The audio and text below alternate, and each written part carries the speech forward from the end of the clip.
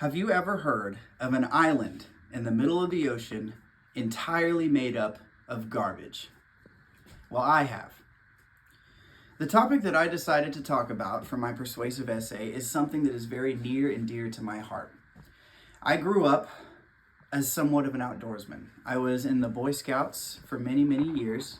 I also went on many mountain biking trips with my dad, and I hiked a lot. And I even planned on doing the Pacific Crest Trail at one point. That didn't work out. But to summarize it, I have always been somewhat of an outdoorsman, and I really, really appreciate the natural world and all the things that are in it. So that's why I've chosen for my persuasive essay to talk about the negative impact that humans have had on the natural world in general. It is my goal in this speech to raise awareness of the fact that humans have had a very bad impact on the environment through filling the oceans with trash, ruining the rainforest, and hurting wildlife all over the world. Firstly, I would like to discuss the detrimental impact of humans on the world's oceans in the form of the Great Pacific Garbage Patch. Now, what that is literally an island of trash in the middle of the ocean.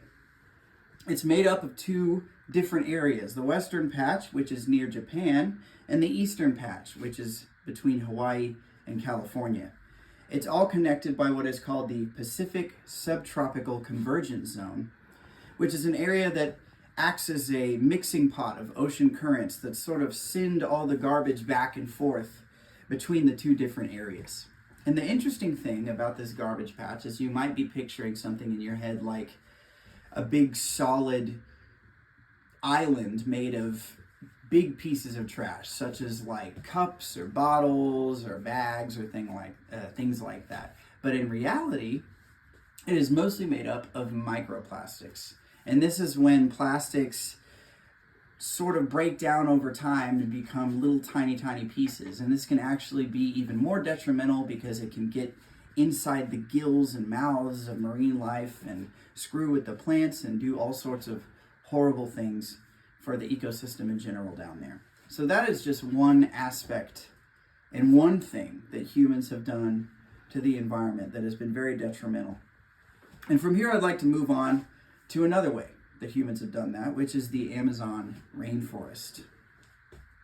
The really awesome thing about the Amazon is that it covers 1/3 of all of the tropical rainforests on Earth, which means that it contains 1/3 of all the rainforests that we have. Even though it only covers 1% of the planet's surface, it contains 10% of all the species that exist. That's flora and fauna. Another interesting thing is that 70% of jaguars live there. And we discover a new species from the Amazon every other day. Unfortunately, this beautiful haven on the earth for wildlife doesn't seem to be lasting forever because humans are getting our hands in there and kind of messing it up. And there's a few ways that we're doing that. It's being damaged by farming, which is when we clear out large areas of rainforest so that we can raise cattle or livestock on there, which is hugely problematic. They are also clearing the rainforest for hydropower dams to benefit the economy. And it's also being cleared out just for land development, and that can be a huge problem. And I think the problem there is that we are focusing on economic needs rather than the needs of the world. And I think that's something that we need to change. And the next point that I'd like to drive home is the interesting ways that humans have hurt wildlife over the years.